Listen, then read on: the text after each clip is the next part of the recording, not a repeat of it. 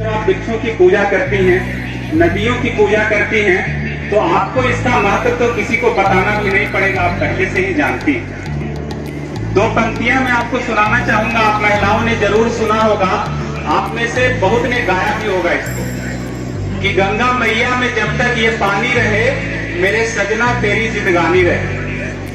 गंगा में जब तक पानी होगा तब तक आप अपने सुहाग की रक्षा कर पाएंगे, लेकिन अब गंगा भी सालों भर नहीं बहती है। क्यों नहीं बहती है? क्योंकि आपने जंगल खत्म कर दिए, वृक्षों को खत्म कर दिया।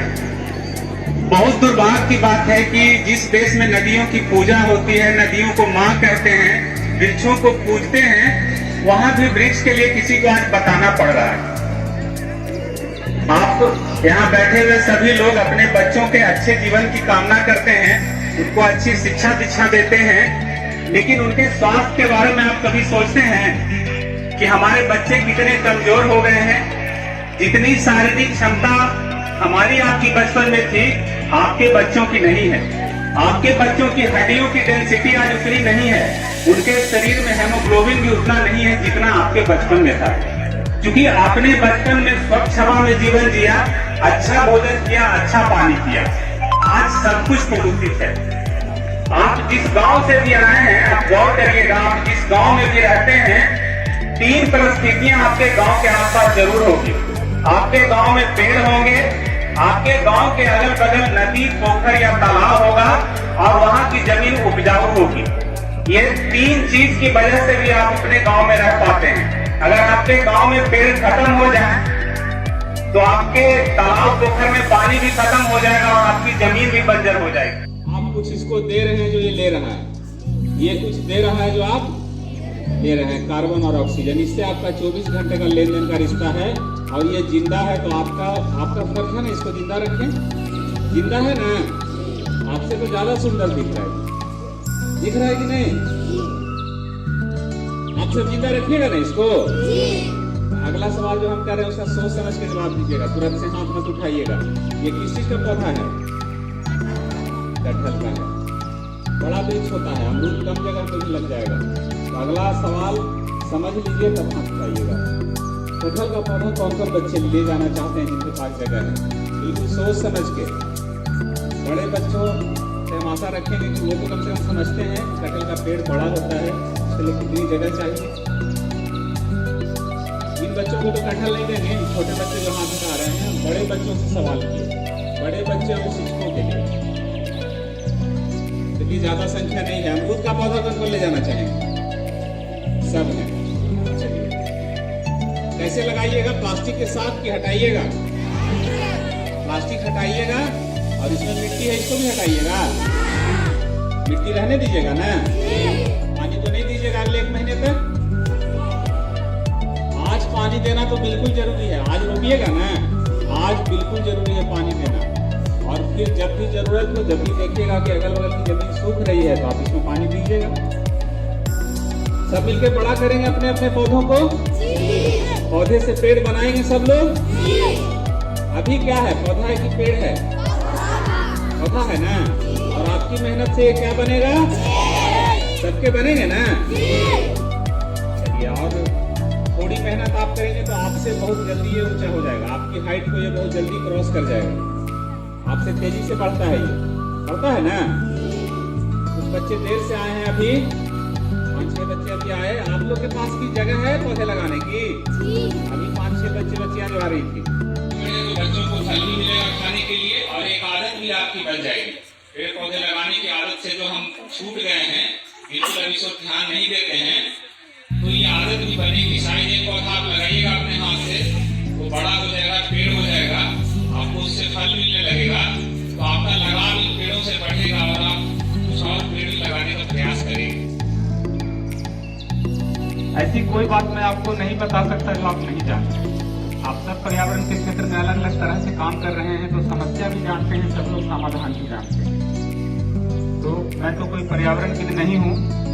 पिछले 4 साल से हमने बच्चों के साथ एक प्रयोग किया है। स्कूल जाकर बच्चों को हमने फलदार पौधा दिया है, और बच्चों ने बहुत अच्छा प्रयास किया है। अगर मेरी बात पे आप भरोसा कर सकते हैं तो आप मानिए कि अगर 100 फलदार पौधा, जिसमें कि अमरूद के पौधे मुख्य रूप से हम लोग बच्चों को देते हैं, 100 पौधा किसी विद्यालय में, ग्रामीण विद्यालय में लेके आते हैं, तो इसमें से 90 पौधे जरूर से बच्चे पेड़ बना लेते हैं निजी जमीन पे रोक के। और हमने 42 महीनों विद्यालय जाकर लगभग 5 लाख अमरूद का पौधा बच्चों के माध्यम से रोपित करवाया। हमारी संस्था गैर निबंधित है, रजिस्टर्ड नहीं है। हम 33 लोग अपने पैसों से, 33 सदस्य हैं जिसमें 6 मौजूद हैं, हम लोग आज यहाँ 7 मौजूद हैं, 33 लोग हैं। बिहार शरीफ के कुछ डॉक्टर्स का हमारा सहयोग काफी रहा है इसमें, और हमारे बहुत सारे मित्र जो व्यवसाय से जुड़े हुए हैं, नौकरी में हैं, इनका सहयोग रहता है। हम किसी आर्थिक लाभ के लिए काम नहीं करते हैं। हमारा जुनून है कि हर घर में फलदार पौधा हो, हर बच्चे के हाथ से एक पौधा लगे, बच्चों में पौधारोपण की एक आदत और संस्कार विकसित हो, बच्चों ने बेहतर प्रयास किया है। मेरा आप सबों से निवेदन होगा, आप भी ये करके देखिए।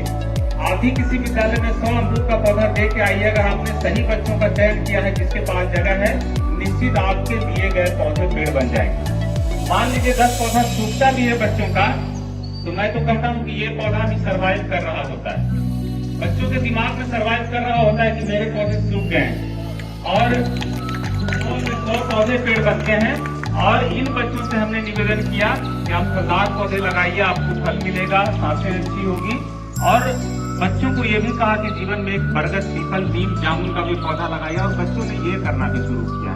तो हमने 5 लाख बच्चों से उनकी एज और उनकी एजुकेशन के हिसाब से डिटेल में बात की। हमने 42 महीना कंप्लीट समय दिया है। हमारे 33 सदस्यों ने अपना तन, मन, धन सब लगाया है। एक स्कूल से एक पैसा नहीं लिया है, किसी बच्चों से कोई पैसा नहीं लिया है। तो हम ये रोज काम करते हैं, आगे भी जारी रखेंगे। सब अलग अलग तरीके से काम करते हैं, हमने यही तरीका चुना है, हमें यही अच्छा लगता है। और अब तो इतनी स्कूल से डिमांड आती है कि हम नहीं कर पा रहे हैं पूरा। और मैं एक बात आपसे कहूँगा, मेरा अपना ऑब्जर्वेशन है, पता नहीं कितना सही है, कि बच्चों के माध्यम से देश में 40% आबादी बच्चों की है। 40% का मतलब लगभग 55-60 करोड़ होता है। इसमें से 30 करोड़ बच्चों के पास निश्चित रूप से फलदार पौधे लगाने की जगह है। आप बच्चों को एक अमरूद का पौधा दीजिए, एक अनार का दीजिए, सहतूत का दीजिए, नींबू का दीजिए, बिना किसी अतिरिक्त खर्च के बच्चे इन पौधों को पेड़ बना देंगे।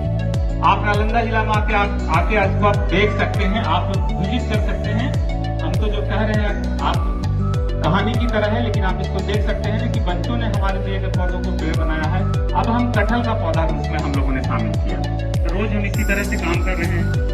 तो यहाँ तो काफी बातें हुई। मेरा पहला कार्यक्रम है, मैं इस तरह के कार्यक्रम में जाना पसंद नहीं करता हूँ। माफी चाहूंगा, जाना इसलिए पसंद नहीं करता हूँ कि मेरा जिस दिन एक स्कूल छूटता है, लगता है मैं 500 बच्चों से मिलना मेरा छूट गया, 500 पौधे मैं बच्चों को नहीं दे पाया। क्योंकि समस्या सब जानते हैं, समाधान भी सब जानते हैं। हाँ, एक अच्छी चीज है कि आप सभी आदरणीय जनों से मिलने का अवसर प्राप्त हुआ।